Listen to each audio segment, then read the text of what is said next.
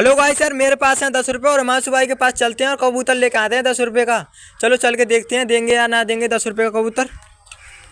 अरे हिमांशु भाई, हाँ भाई। ये लो 10 रुपये यार, 10 रुपये का कबूतर दे दो यार, एक बढ़िया सा। हाँ भाई, इतना शानदार कबूतर दूंगा, आसपास के क्षेत्र में कोई देगा नहीं भाई। 10 रुपये कबूतर नहीं देगा आसपास के क्षेत्र में? नहीं भाई। चलो दिखाओ यार, कैसा कबूतर दोगे यार तुम 10 रुपये का? भाई लाइक कर देंगे, सब्सक्राइब कर देंगे, सोई दिखा के दे देंगे तुम्हारे लिए। चलो भाई, वीडियो को लाइक कर लो, चैनल सब्सक्राइब कर लो। हिमांशु भाई कह रहे हैं, निकाल के लाओ फटाफट।